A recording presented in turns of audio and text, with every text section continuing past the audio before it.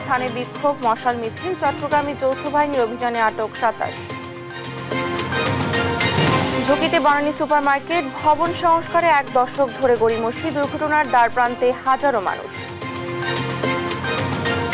চাঁদপুরে ডাকাতিয়ার বিভিন্ন স্থানে ভাঙন, নদীগর্ভে ১.৫ শতাধিক বসতঘর, ব্যবস্থা নেওয়ার দাবি, বরাদ্দ নেই বলছে পাউবো।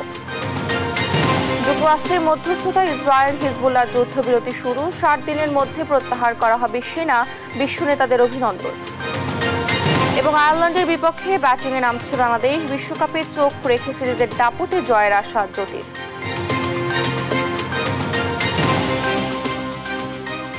আমন্ত্রণ সংবাদ সকালে, দেখছেন শিরোনামগুলো, সঙ্গে আছে আমি ডানা ইসলাম। এবারে যাচ্ছি বিস্তারিত সংবাদে। আইনজীবী সাইফুল ইসলাম হত্যার ঘটনায় দেশের বিভিন্ন স্থানে হয়েছে বিক্ষোভ মিছিল। মঙ্গলবার রাতে চট্টগ্রাম মেডিকেলের সামনে বিচারের দাবিতে বিক্ষোভ করেন আইনজীবীরা। হামলার প্রতিবাদ ও সম্মিলিত সনাতনী জাগরণ জোট নিষিদ্ধের দাবিতে ক্যাম্পাসে বিক্ষোভ মিছিল করে জাহাঙ্গীরনগর বিশ্ববিদ্যালয়ের শিক্ষার্থীরা। এদিকে রাজধানীর টিএসসিতে মশাল মিছিল করেছে ইনকিলাব মঞ্চ। এ সময় আইনজীবী সাইফুল হত্যার সুষ্ঠু তদন্ত ও বিচারের দাবি জানান তারা। এ নিয়ে আরও জানাচ্ছেন ফজলে আদিত্য। চট্টগ্রামে আইনশৃঙ্খলা রক্ষাকারী বাহিনী ও আইনজীবীদের সঙ্গে বাংলাদেশ সম্মিলিত সনাতনী জাগরণ জোটের মুখপাত্র চিন্ময় কৃষ্ণ দাসের অনুসারীদের সঙ্গে সংঘর্ষের সময় চট্টগ্রাম আদালতে আইনজীবী সাইফুল আলী নিহত হন। এই ঘটনায় চট্টগ্রাম মেডিকেল কলেজের সামনে বিক্ষোভ করে চট্টগ্রাম আদালতের আইনজীবীরা। একই সময় বৈষম্য বিরোধী ছাত্র জনতার ব্যানারে নিউ মার্কেট এলাকায় বিক্ষোভ করে শিক্ষার্থীরা। এদিকে আইনজীবী হত্যার প্রতিবাদে বিক্ষোভ মিছিল হয়েছে রাঙামাটিতে। ঢাকা বিশ্ববিদ্যালয়ের রাজু ভাস্কর্যের সামনে আইনজীবী সাইফুল হত্যাকাণ্ডে জড়িত সন্ত্রাসীদের বিচারের দাবিতে মশাল মিছিল করে ইনকিলাব মঞ্চ। এ সময় তারা দাবি তোলেন চট্টগ্রাম আদালতে আইনজীবী হত্যার বিচার নিশ্চিত না হওয়া পর্যন্ত সারা দেশে বিক্ষোভ চলমান থাকবে। হিন্দু মুসলিম ভাই ভাই বলবে যে আমরা এই মহাপ্রভুকে ইতিমধ্যে বহিষ্কার করেছি, কতক্ষণ পর বলবে তারা মহাজাগরণের। সুতরাং ইসকন চিনি না, মহাজাগরণ চিনি না, সনাতনী কোন সাইনবোর্ড চিনি না। সাইনবোর্ড একটাই, খুনি সন্ত্রাসী সন্ত্রাসী। তারা এই ধরনের পরিস্থিতি সৃষ্টি করে সমগ্র বাংলাদেশে এই আওয়ামী লীগ তাদের এজেন্টদেরকে দিয়ে এখন মন্দিরগুলোতে হামলা করবে। পরে মিছিলটি রাজু ভাস্কর্য হয়ে শাহবাগে এসে শেষ হয়। এদিকে চট্টগ্রামে সন্ত্রাসী হামলার প্রতিবাদ ও সম্মিলিত সনাতনী জাগরণ জোটের নিষিদ্ধের দাবিতে বিক্ষোভ মিছিল করে জাহাঙ্গীরনগর বিশ্ববিদ্যালয়ের শিক্ষার্থীরা। মিছিলটি ক্যাম্পাসের বিভিন্ন সড়ক প্রদক্ষিণ করে কেন্দ্রীয় শহীদ মিনারে এসে শেষ হয়।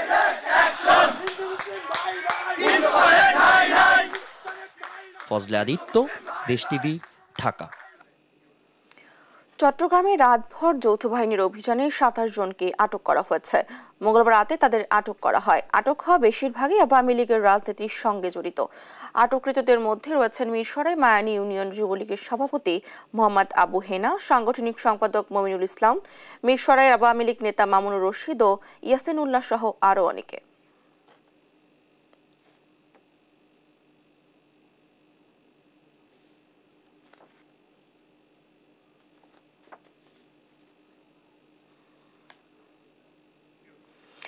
যে কোনো সময় ভেঙে পড়তে পারে ঢাকা উত্তর সিটি কর্পোরেশনের বনানী সুপারমার্কেট।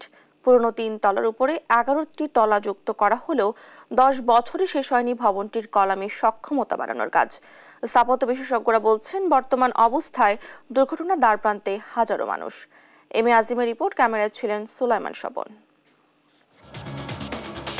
বনানীর এ বহুতল ভবনের নিচের ৩টি তলা ঢাকা উত্তর সিটি কর্পোরেশনের সুপারমার্কেট। বেসমেন্টে ঢুকতে গেলেই চোখে পড়বে দেয়ালে এমন ফাটল।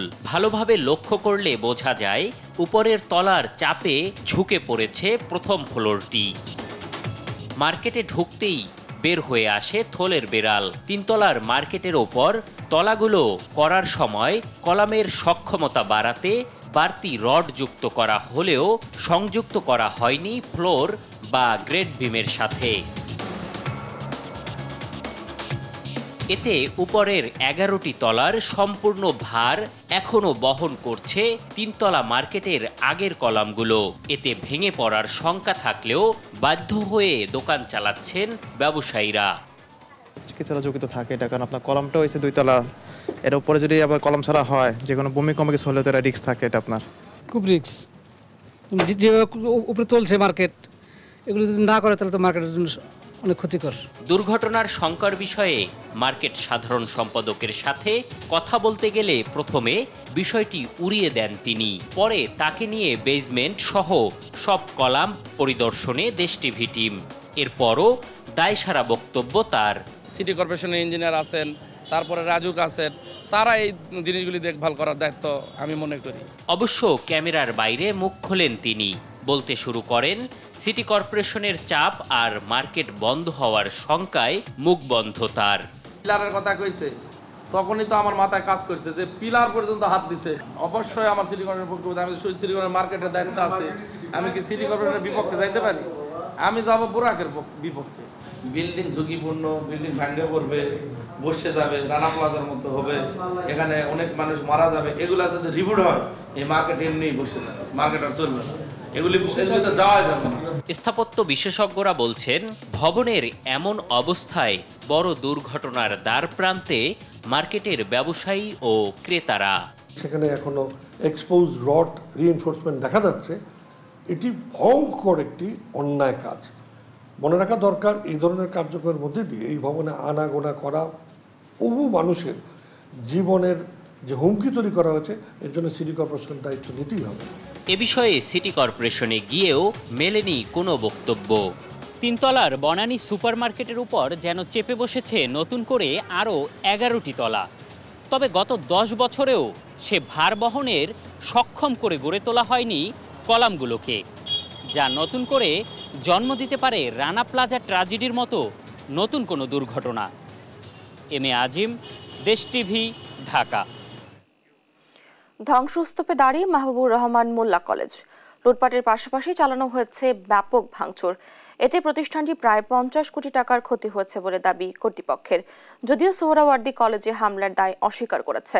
আর ন্যাশনাল মেডিকেল কর্তৃপক্ষের দাবি, শিক্ষার্থী মৃত্যুতে তাদের কোনো অবহেলা ছিল না।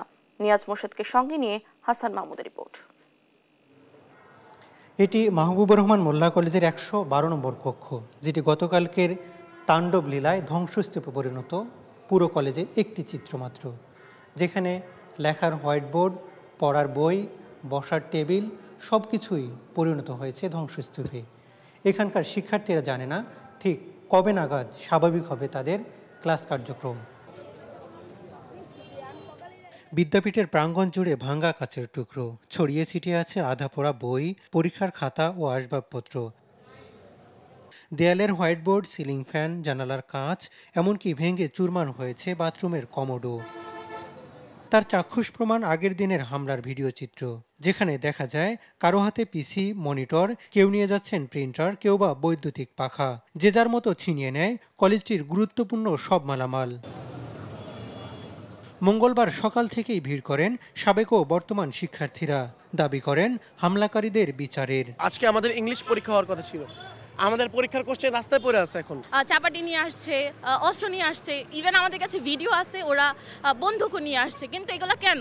ওরা ল্যাবের কিচ্ছু রাখে নাই, যেগুলো প্রয়োজন মনে করছে ওগুলো নিয়ে চলে গেছে, আর যেই ডিভাইসগুলো বুঝে নেই এগুলো প্রয়োজন কি ওগুলো সব ভাঙা রেখে গেছে। কলেজের অধ্যক্ষ জানান কমপক্ষে 50 কোটি টাকা ক্ষতি হয়েছে। তবে ঠিক কেন এমন অনাকাঙ্ক্ষিত ঘটনা ঠেকানো গেল না, তার কোনো উত্তর নেই কলেজ কর্তৃপক্ষের। প্রায় 50 কোটি টাকার মতন আমাদের ক্ষয়ক্ষতি হয়েছে, এটা আমাদের প্রাথমিক ধারণা। এটা আরও বেশি হতে পারে, তো এটা নিয়ে আমরা আজকে মামলা করব। এদিকে মঙ্গলবার এক সংবাদ সম্মেলনে মাহবুবুর রহমান মোল্লা কলেজের শিক্ষার্থী মৃত্যুর ঘটনায় চিকিৎসায় কোনো গাফিলতি ছিল না বলে দাবি করেন হাসপাতাল কর্তৃপক্ষ।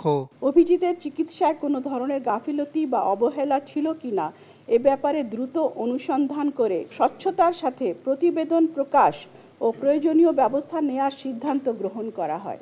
এদিন সংবাদ সম্মেলন করেন সোহরাওয়ার্দী কলেজের শিক্ষার্থীরাও, দাবি করেন মাহবুবুর রহমান কলেজে হামলার ঘটনায় জড়িত নন তারা।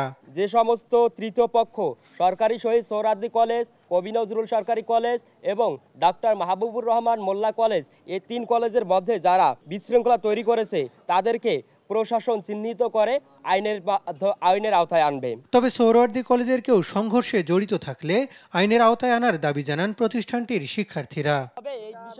হাসান মাহমুদ, দেশ টিভি, ঢাকা।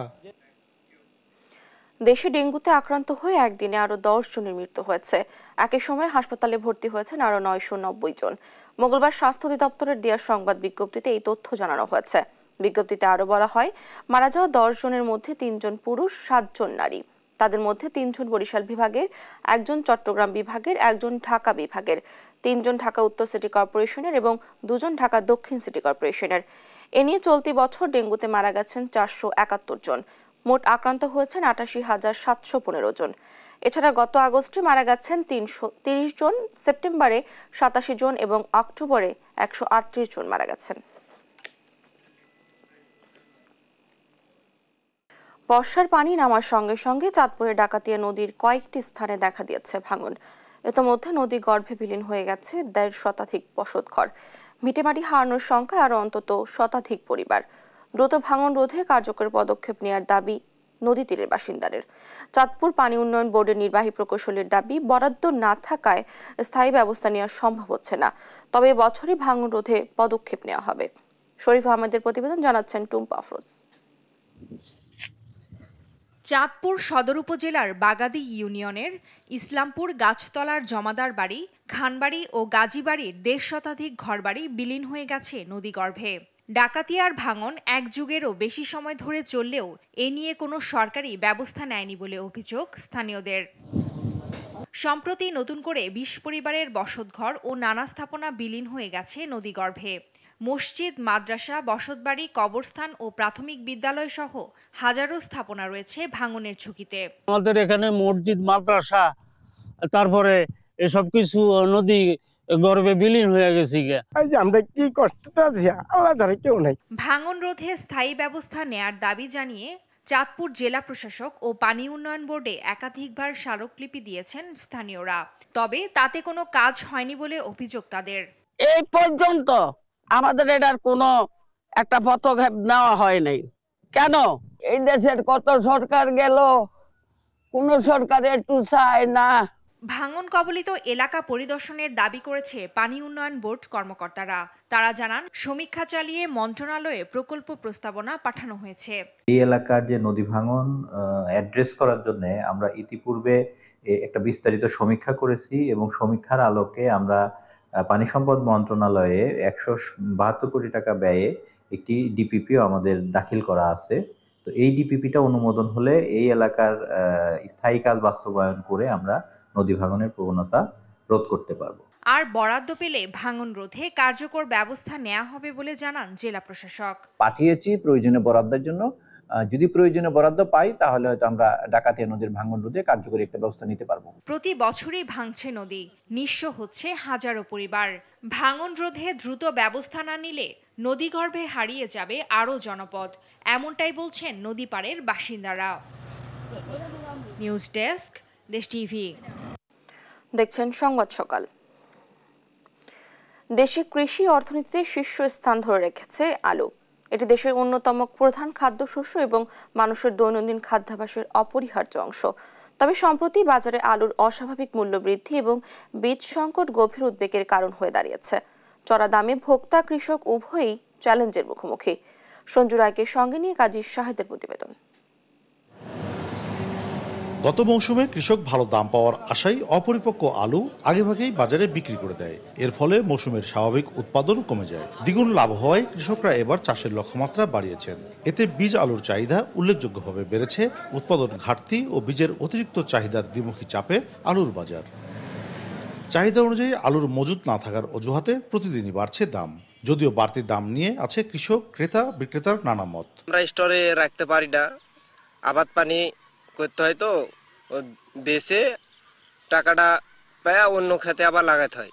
তাই জন্য আমরা স্টোরে আলু রাখতে পারি না। এখন যে আলু কিনেছি বেচেছি 27 টাকা কেজি, এখন কিনে খেতে 60 টাকা কেজি। গত বছর আলু করছিলাম, জমি থেকে আলু বিক্রি করে দিয়েছি 27-28 টাকা কেজি, জমি থেকে বিক্রি করে দিয়েছি। এখন তার নাই, এখন দাম বেশি হলেও কিছু করার নাই আমাদের। এরই মধ্যে আলুর বাজারের স্বাভাবিক মূল্যচক্রের ব্যতিক্রম দেখা যাচ্ছে এবছর। ট্রেডিং কর্পোরেশন অব বাংলাদেশ টিসিবির হিসাবে এই দাম গত বছরের একই সময়ের তুলনায় 35% বেশি। কৃষিবিদ ও ব্যবসায়ী নেতারা বলছেন, চাষের জমি কৃষকের হাতে না থাকায় ইচ্ছেমতো ওঠানামা করছে আলুর দাম। কেউ কিন্তু আলু চাষিরা আলু চাষ করতে পারে না, এবং তাদের কাছ থেকে নিয়ে নিচ্ছে।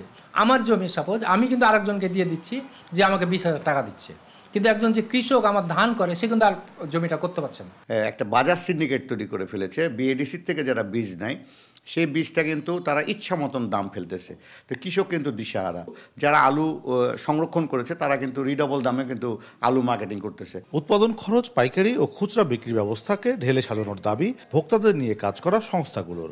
খুচরা পর্যায়ে যে ক্রয়ের যে পার্থক্যটা, ক্রয় এবং বিক্রয়ের যে পার্থক্য, এটা যদি আমরা একটা সিস্টেমেটিক চেইনের মধ্যে নিয়ে আসতে পারি তাহলে আমার মনে হয় যে এই মুনাফার যে প্রবণতা ব্যবসায়ীদের এটি কমে যাবে। প্রত্যেকটা খাবারের সাথে এই আলুর একটা সম্পৃক্ততা আছে। আমরা ক্যাবের পক্ষ থেকে আমরা মনিটরিং করে যেটা উপলব্ধি করেছি যে এই আলু আর কৃষকদের হাতে নেই। কোল্ড স্টোরেজ অ্যাসোসিয়েশন বলছে হিমাগারগুলোতে গত মৌসুম শেষে 40 লাখ টন আলু সংরক্ষণ করা হয়, যার মধ্যে এখনো মজুত আছে 4 লাখ টন আলু। এছাড়া প্রায় 4.5 লাখ টন আলু আমদানির অনুমতির বিপরীতে এসেছে মাত্র 41,000 টন। কাজী শাহেদ, দেশ টিভি, রাজশাহী। আজও আদালতে তোলা হয়েছে পতিত সরকারের বেশ কয়েকজন এমপি মন্ত্রীকে। বিস্তারিত জানাতে রাজধানী সিএমএম কোর্ট প্রাঙ্গণ থেকে যুক্ত হচ্ছেন সহকর্মী নিয়াজ মোর্শেদ। নিয়াজ, আজ আদালতে কাদের তোলা হবে, নতুন কোনো রায় দেয়া হয়েছে কিনা, এ নিয়ে কি তথ্য আছে আপনার কাছে, জানাবেন আমাদের। আসলে বলছিলেন আজকে কিন্তু প্রায় সাবেক এমপি মন্ত্রী সহ প্রায় 17-18 জনকে আসলে আদালতে তোলা হয়েছে সকালে, এবং যাত্রাবাড়ি, আপনার বংশাল, চকবাজার আর এবং আপনার আদাবর থানার কয়েকটি মামলা আসলে আপনার তাদের কাছে গ্রেপ্তার দেখানো হয়েছে, এবং সেই সঙ্গে আপনার কয়েকজনের কিন্তু রিমান্ডও আসলে মঞ্জুর করা হয়েছে। যদি আপনাকে একটু বলি আসলে যে আজকে কিন্তু প্রায় যাত্রাবাড়ি থানার একটা হত্যা মামলায় কিন্তু আনিসুল হককে 3 দিনের রিমান্ড মঞ্জুর করা হয়েছে, এবং এই আরেকটি মামলা যাত্রাবাড়ি থানার সাইদুর রহমান কিন্তু সাবেক সংসদ সদস্য আসমা ফিরোজকে কিন্তু 2 দিনের রিমান্ড মঞ্জুর করা হয়েছে, এবং যাত্রাবাড়ি থানার আরেকটি হত্যা মামলায় কিন্তু আনিসুল হককে প্রায় 3 দিনের রিমান্ড কিন্তু মঞ্জুর করা হয়েছে। আমরা একটু কথা বলবো, আমাদের সাথে এখন আপনার আইনজীবীরা কথা বলবেন, আমরা একটু সরাসরি চলে যাব তার কাছে।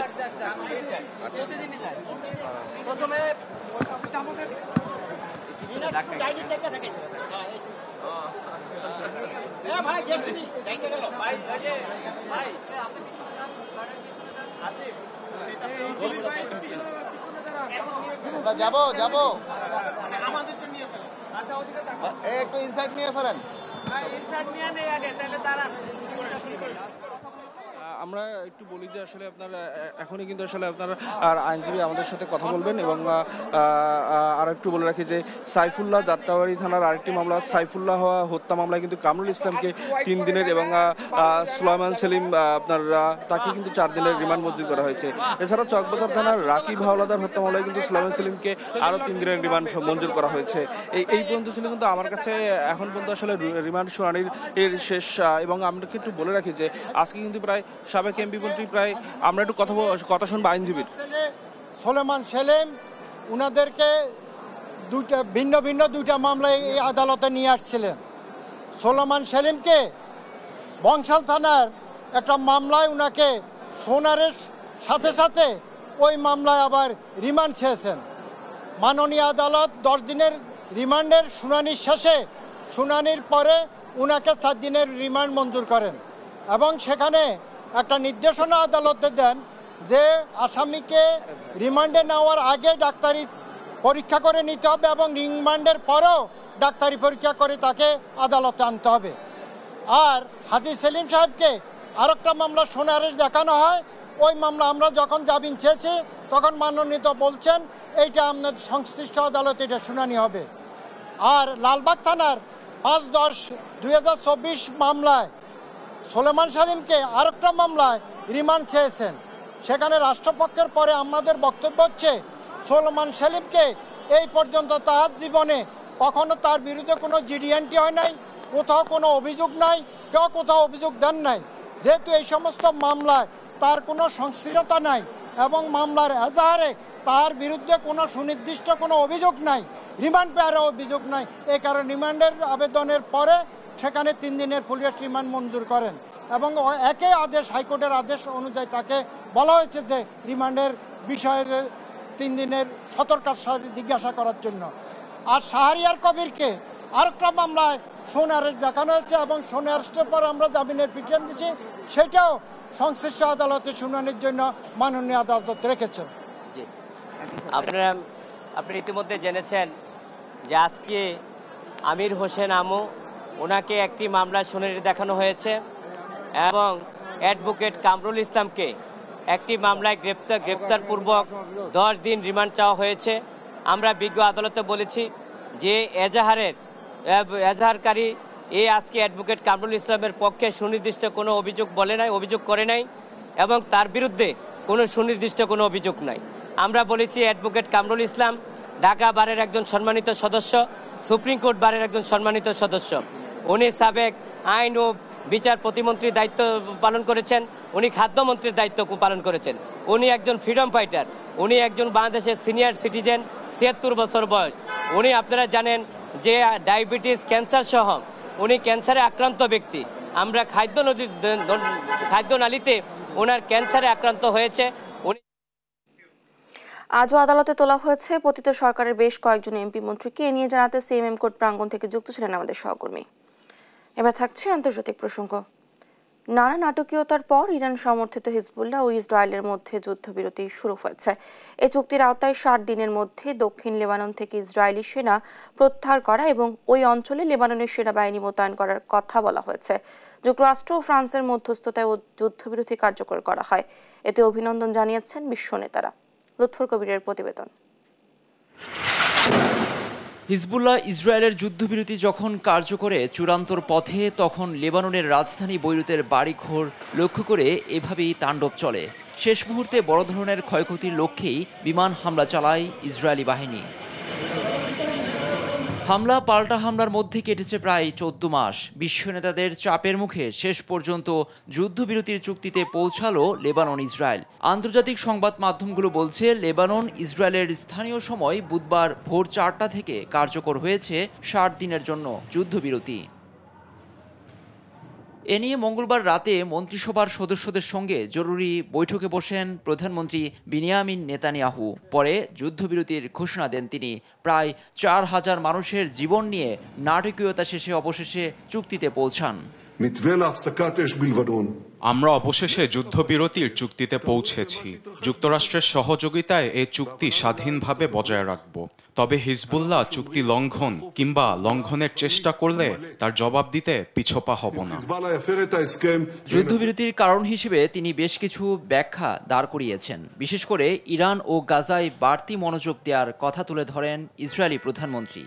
চুক্তি কার্যকরের পেছনে গেল কিছুদিন ধরে তোড়জোড় চালিয়ে আসছিলেন মার্কিন প্রেসিডেন্ট জো বাইডেন ও ফরাসি প্রেসিডেন্ট ইমানুয়েল ম্যাক্রো। যুদ্ধবিরতির চুক্তির ঘোষণা দিতে পেরে উচ্ছ্বাস প্রকাশ করেন বাইডেন। এই ঘোষণা দিতে পেরে আমি খুবই আনন্দিত। সংঘর্ষের অবসান ঘটাতে যুক্তরাষ্ট্রের প্রস্তাব গ্রহণ করেছে উভয় পক্ষ।